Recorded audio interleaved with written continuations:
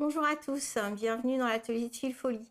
Aujourd'hui, on va s'intéresser aux pochons. On va parler plus spécialement des pochons de Noël pour voir comment on peut créer des petits emballages pour les cadeaux, les petits cadeaux à mettre dans le sapin et en plus comme ça à offrir un deuxième cadeau dans le cadeau avec le pochon. Ce que on va faire ensemble, c'est créer un pochon du début à la fin pour que vous soyez à l'aise avec la technique et que vous puissiez mettre en œuvre toutes les idées que vous aurez. On va commencer par les pochons que j'ai créés. Donc j'ai fait 3 tailles, un tout petit comme ça pour mettre vraiment voyez, une bague, un collier, un petit bijou, un roux-doudou.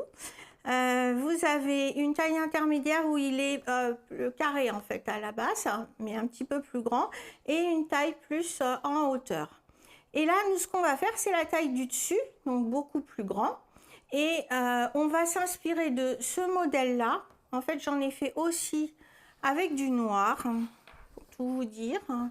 Et ils ne me plaisent pas vraiment. En fait, j'étais un petit peu déçue. J'avais envie de mélanger noir et rouge. Et puis finalement, peut-être qu'ils vous plairont, mais moi, c'est pas ce que je préfère. Donc en fait, on va profiter du modèle que j'avais fait en plus petit avec du noir pour le reproduire en plus grand avec que du rouge. Donc celui-là, voilà, on va le faire, mais à la place du noir, on va mettre du rouge. Donc on va avoir des petits carrés en bas, des petites bandes, une grande zone pour décorer. Donc là, j'ai choisi de broder avec du fil métallisé, du fil au verre à soie métallisé, du bronze et du rouge, de façon à écrire Noël. Et puis, on a 2 bandes en haut pour créer la coulisse. Donc, on va faire celui-là en plus grand. Pour les autres noirs, il y a des gens qui aiment ce mélange des couleurs, j'avais fait celui-là. Donc avec une petite boule en feutrine et puis 2 bandes de noir. Et aussi celui-là qui est donc en hauteur, hein, même principe que celui-là mais un petit peu plus grand. Et avec 2 bandes claires et une bande de noir en bas, une petite bande de noir en haut. Je profite pour vous dire que les modèles seront sur un article de blog, je vous mettrai le lien dans la description et vous aurez les dimensions et le schéma pour les 3 qui sont déjà faits sans le noir et le grand qu'on va faire, et je vous mettrai quand même des photos des noirs si jamais ça vous inspire. Voilà, donc on va pouvoir démarrer pour faire notre grand pochon. Donc le principe du pochon, il est simple en fait. On a, si on prend celui-là, on va avoir des bandes à créer, un devant à créer avec une pièce de patch finalement. Ensuite, on va créer le dos et l'assemblage complet. Donc, première étape, on va commencer par faire notre devant de pochon. J'ai préparé un schéma, c'est celui que vous aurez sur justement l'article de blog, pour qu'on se repère et qu'on sache dans quel ordre on fait comme n'importe quel patchwork. Donc, on va commencer par assembler les 3 petites pièces du bas. Je vais quand même mettre le pochon, même s'il a du noir, dans un petit coin pour que vous puissiez suivre ce qu'on fait. Donc on va faire ces 3 là d'abord, hein. C'est les 2 premiers, le suivant. Ensuite on va assembler les 2 carrés, on va tout rassembler ensemble. On va remettre le grand là, celui-là, ensuite on va mettre celui-là, et puis ensuite on fera les 2 bandes du haut. Donc ça, vous l'aurez, il y a toutes les tailles dessus, comme ça vous pourrez reproduire si vous en avez envie. Donc, on a dit qu'on commençait par les 3 petites bandes. Donc j'ai tout coupé, bien sûr, pour que ça soit plus simple. Donc on va assembler ça. Toc. Et ensuite, on viendra assembler celle-ci. Je préfère qu'elle soit dans ce sens-là, parce qu'en fait, comme après, on a cette bande-là, ça sera plus joli, plus nuancé. Donc je couds celle-ci, donc d'abord celle-ci comme ça, puis ensuite la suivante. On n'oubliera pas de bien repasser entre chaque, surtout pour que ça soit bien d'équerre, et on vérifiera l'équerrage à chaque fois pour pas se tromper. Donc j'ai cousu la première bande, j'ai cousu les bandes d'à côté. Je vais vérifier l'équerrage comme je vous disais, parce que je préfère toujours être sûre de ce que je fais au niveau équerrage dans les morceaux intermédiaires. Donc là, on doit avoir, moi j'ai une marge de 0,75, donc on doit être à 3,75, c'est bon. On est bien sur notre diagonale si je me place comme ça. Donc, vous voyez, j'ai rien à recouper, on est pas mal. Et là, par contre, on a un peu de débord. Alors, on va le garder parce que j'ai peur que si on le recoupe, on n'ait plus assez de marge de couture. On ne sait jamais. Il nous dérange pas, surtout qu'il va être caché dans le côté. Donc, on peut passer à la couture suivante, à savoir celle-ci. Voilà, maintenant qu'on a assemblé ces pièces-là, on va pouvoir mettre le morceau du dessus, donc celui-là. Vous voyez, on est en train de construire cette partie-là et on va ensuite bien ajuster tout. Alors déjà, à ce stade-là, on peut faire un petit peu de recoupe pour être certain que tout est bon. Vous voyez, ça déborde un tout petit peu à droite, à gauche, donc on va se remettre bien. Là, on va utiliser la règle pour être sûr qu'on est parallèle aussi à nos bandes, parce que ça sera pas joli si on n'est pas parallèle. Donc, on va bien se mettre, hop, comme il faut. Et on va s'aligner.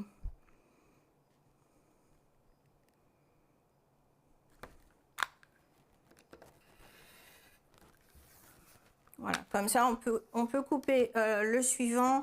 On peut piquer le suivant sans difficulté. Voilà, la pièce suivante est faite. Donc, on va avancer maintenant de morceau en morceau jusqu'à avoir tout le devant de fait. On va faire le dos également et on va passer à l'assemblage du pochon à proprement parler. J'ai cousu mon devant et mon dos, mes deux morceaux. Maintenant, je vais les assembler. Je vais vérifier que tout est bien d'équerre. Je vais recouper, retailler pour que ça soit bien propre. Et ensuite, je vais assembler avec la doublure intérieure et les deux parties, bien sûr, et la doublure intérieure. On a une pièce avant couture qui doit faire 19,5 par 19,5. Donc, on va s'assurer que on est bien d'équerre. Donc, vous voyez, on va s'assurer que là, on est bien. On va se mettre sur un trait. On va s'assurer que là, si on est sur le trait à cette coupure-là, on est bien sur le trait à celle-ci et là, c'est les petits points à celle-ci. Donc déjà, notre assemblage comme ça, il est bien parallèle. Ça, c'est une bonne nouvelle. Et ensuite, je vais juste retailler le bord pour que ça soit bien propre. Mais on a très peu de choses à faire. Ça arrive qu'on soit vraiment raté, qu'on soit plus droit. Donc à ce stade-là, il ne faut pas hésiter à... quitte à reperdre un petit peu de matière et à être un tout petit peu plus petit que ce qu'on avait prévu. Mais il vaut mieux recouper pour que ça soit propre plutôt que de laisser quelque chose qui va être problématique après quand on va assembler la suite. Donc là, on est sur le haut avec la bande en haut et là, on est sur le dos avec la bande en haut. Donc, on va assembler comme ça. Et ensuite, on assemblera les doublures au bout. Comme ça. Alors, ça sort du champ, mais on va avoir 4 morceaux comme ça. Les 4 morceaux qui vont être assemblés comme ça. Donc, je vais commencer par assembler le devant avec le dos. Et je vais m'assurer, parce que j'ai fait le modèle comme ça, que mes deux coutures là sont bien, coïncident bien, pour que ça soit joli quand je vais faire la glissière. Donc là, pour que je sois bien sûre de mon assemblage, je vais mettre 2 épingles. Donc nous, on va s'occuper de coudre ici pour l'instant. J'ai piqué entre les deux. Maintenant, je vais fixer mes deux doublures. Donc je vais fixer la première doublure là, la deuxième doublure là, et ensuite je vais vous montrer comment on fait pour faire les coutures du côté. Maintenant que j'ai tout ça, je vais pouvoir replier l'un sur l'autre, enlever tous les petits bouts. Hop. Je vais pouvoir replier l'un sur l'autre et là il va falloir que je marque l'endroit où je veux laisser ma coulisse. Donc là, je vérifie, c'est là que je vérifie si je suis bien équerrée, comme je disais tout à l'heure, parce que si je ne suis pas bien équerrée, ça se verra à la fin. Donc là, on va remettre notre système d'épingles pour être sûr que nos bandes tombent en face. Ça serait dommage qu'à la fin du pochon, on ait un petit décalage. C'est pas joli, ça m'est déjà arrivé, c'est pas... J'ai un exemple peut-être dans un de ceux que j'ai fait. Oui, tiens, celui-ci. Voilà, on n'est pas parfait, vous voyez, parce que j'ai mal assemblé ma bande, j'ai pas fait attention. C'est dommage, enfin, c'est, voilà. Donc, ce petit truc-là permet de, ça n'arrive pas, et quand on veut aller trop vite, ça donne ce qui s'est passé là. Donc là, j'assemble bien également. Faire épouser les coutures, hein, comme ça, on est sûr qu'on est l'un en face de l'autre. On a fait épouser nos coutures, on est bien exactement à la même taille, on tombe pile au milieu, donc on a fait un travail qui est à peu près propre. Et puis bah, maintenant, on va piquer donc les côtés. Il faut bien sûr piquer tous les côtés, sauf que, attention, on va devoir laisser une ouverture dans le bas de la doublure pour pouvoir retourner, surtout à ne pas oublier. Et on va laisser la partie coulisse. Donc, on va marquer sur 1 centimètre un trou sur les côtés, de façon à ce qu'ensuite, on puisse passer notre fil. Donc, on veut des coulisses qui coïncident. Alors, moi, ce que j'ai trouvé assez sympa de faire, c'était de les mettre un tout petit peu au-dessus de la bande, dans la partie flocon. Donc là, ça correspond à, vous voyez, un petit peu plus haut que là. Moi, ce que je vous propose, c'est de marquer de bien. Alors, on sert de la table hein, beaucoup pour travailler, ça aide énormément. Donc là, on est aligné et donc on va se mettre un petit trait. Alors, comme j'ai oublié le crayon, c'est pas grave, je vais mettre 2 épingles. Ça, c'est un truc qui marche très bien. Donc là, c'est mon arrêt de coulisse. Voilà. Le dessus, donc on a dit 1 centimètre. Ça suffit, on a un petit fil à passer. Enfin, moi, je passe un coton perlé 8, donc j'ai la place. Maintenant, si vous voulez faire plus gros, mettez un petit peu plus grand, bien sûr. Je fais pareil de l'autre côté. Comme ça, quand je vais piquer, je saurai que là, je dois m'arrêter. Et je ne piquerai pas entre les deux là.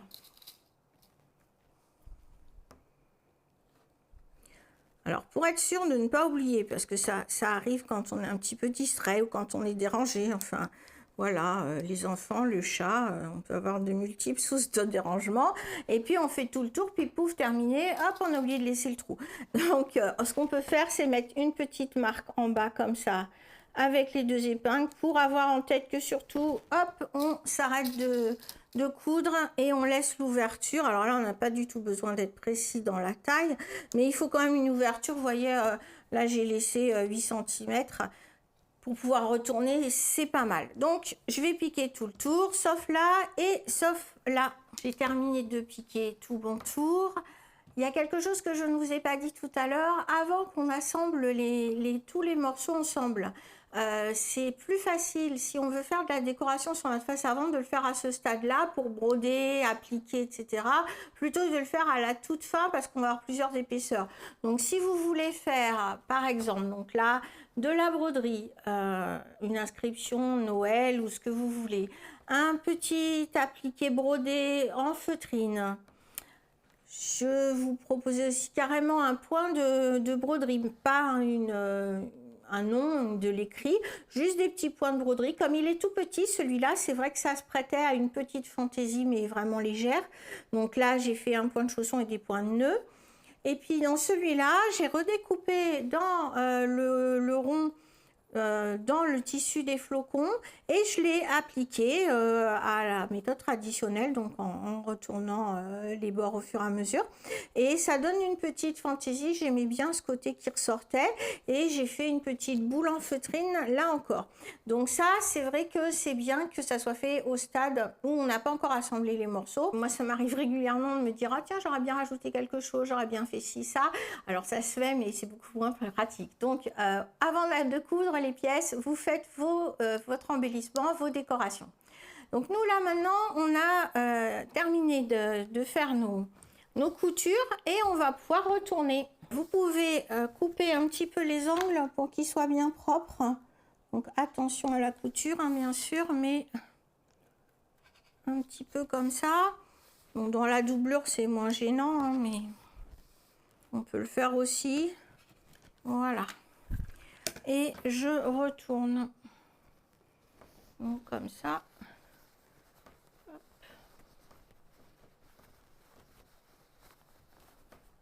Bon, si vous avez fait de la broderie, attention quand vous retournez pour ne pas abîmer. Il ne faut pas que ça soit trop délicat. Ou sinon, vous faites la broderie après coup si vous voulez, si c'est trop délicat.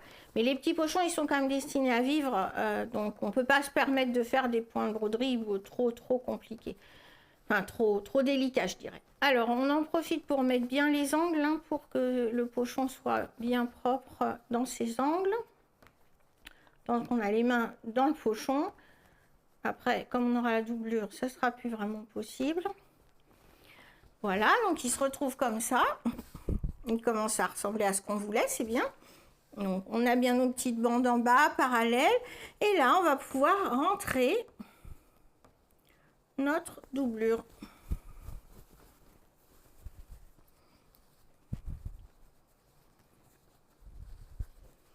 Donc, on la met bien en place, c'est-à-dire que on la met pour que le bord soit parfaitement à la limite. Alors, un petit coup de fer, en principe, est bienvenu à ce stade-là, pour qu'on puisse bien le mettre en place, en fait. Donc, c'est ce que je vais faire. Donc, si vous avez bien mis... vous êtes sûr de vous, là. Alors, si vous êtes sûr de vous, vous pouvez d'ores et déjà aller refermer au point invisible l'ouverture que vous avez laissée. Alors, soit vous faites au point invisible parce que vous avez envie d'être puriste, soit vous voulez aller plus vite, vous mettez un petit coup de machine, c'est au fond du pochon, ça ne se verra pas. Mais à vous de voir ce que vous préférez. En tout cas, il faut fermer l'ouverture qui nous reste. Ensuite, vous repliez dedans, donc je ne vous montre pas forcément le petit coup de couture de l'ouverture à refermer. Donc ensuite, vous remettez le pochon, la doublure dedans et on se retrouve comme ça. Donc à ce stade-là, je vous dis, c'est bien de donner un coup de fer parce qu'après, il ne va plus nous rester qu'à faire la frontière de la coulisse. Alors maintenant que j'ai repassé, on va donc venir faire une couture de part et d'autre de l'ouverture qu'on a laissée, qu'on retrouve là, hein, on la voit, elle est toujours là. Et ensuite, on passera notre ficelle, notre fil, ce qu'on veut pour faire la coulisse. Donc là, il est assez grand, je vais passer à la machine. Déjà parce que ça ira plus vite et ensuite parce que je peux le faire. Il faut savoir que sur les tout petits, alors celui-là, enfin les autres, en fait, c'est impossible de passer dans la machine, bien sûr. Donc vous faites à la main. Donc, vous partez, vous tracez. Le mieux, c'est de tracer pour être sûr que vous allez être bien droit. Et ensuite, vous faites un petit point arrière, tout doucement, pour arrêter la hauteur de la coulisse. Donc, au-dessus, en dessous, et vous faites tout le tour, bien sûr. Parce que ça, c'est impossible de le passer dans la machine telle qu'elle. Et bon, là, encore moins, bien sûr. Donc là, moi, je vais le passer à la machine. Avec la machine, j'ai pas besoin forcément de tracer parce que je vais me repérer avec mon début, ma hauteur de coulisse, je sais où elle est, et je vais faire un trait bien droit au fil, et pareil de l'autre côté. Alors, soit on fait un fil décoratif, et auquel cas, voilà, là j'ai choisi de faire du rouge. Là, je vais passer un fil neutre, et on pourra ensuite passer notre fil dedans, et tirer la coulisse, et le pochon sera terminé. J'ai cousu ma coulisse, devant c'est discret, vu que j'ai choisi un fil écru. Derrière ça relève un tout petit peu, ça me plaît assez parce que ça permet de relever un petit peu le rouge. Il n'y a pas beaucoup de décor dans celui-ci, donc pourquoi pas. L'intérêt de laisser une zone bien claire comme ça, c'est que comme on va utiliser ces pochons, disons, pour faire des cadeaux, c'était l'idée du jour, on va pouvoir écrire les prénoms, on va pouvoir personnaliser. C'est ça qui était sympa dans le fait de laisser de la place. Alors on pourrait même imaginer mettre carrément une toile à broder pour ceux qui veulent vraiment faire de la broderie traditionnelle. Donc nous, on n'a plus que la coulisse à passer maintenant, donc je vais vous montrer comment on fait. Je vais utiliser un fil perlé, tout simplement, parce que j'ai un beau rouge qui va bien se prêter. Donc on va avoir une coulisse qui va être dans les deux sens et qui va sortir d'un côté et de l'autre. Donc on va déjà repasser un côté. L'épingle à nourrice, bien sûr, pour passer dans la coulisse. J'accroche mon fil au bout.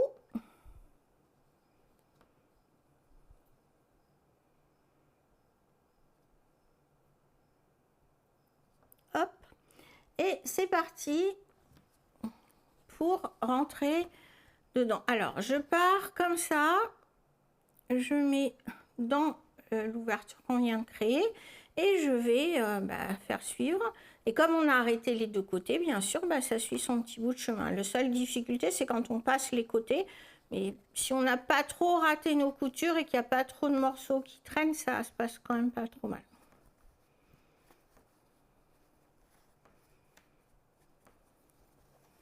Donc arrivé là, on ne ressort pas. L'idée c'est on va ressortir à l'endroit où on est rentré. Je continue, vous voyez le geste. Hop, comme un ver de terre.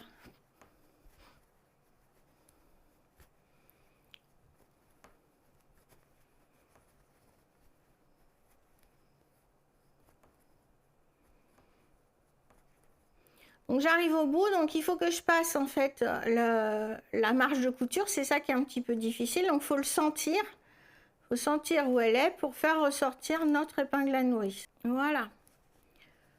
Toc. Alors ensuite on remet bien tout à l'intérieur pour que ça soit bien joli et propre. Voilà. Donc j'ai un côté qui est passé. Donc j'ajusterai les longueurs à la fin. Je vais passer mon autre morceau.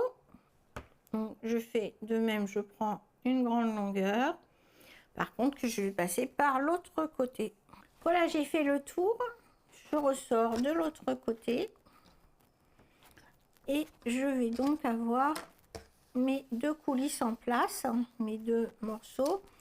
Alors, je vais regarder quelle taille je veux garder de fil.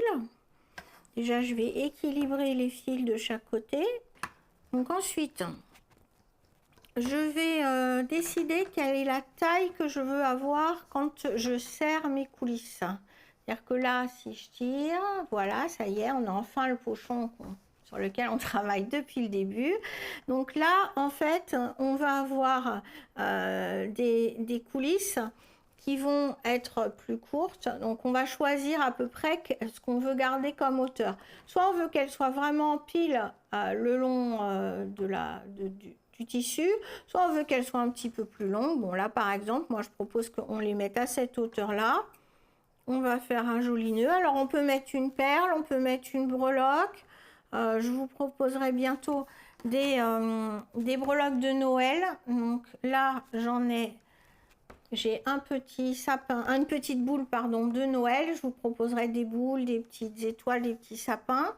Donc vous pouvez accrocher comme ça pour faire des petites breloques. Et puis sinon tout simplement vous faites un nœud. Hein. Voilà. Et vos coulisses sont arrêtées. Voilà.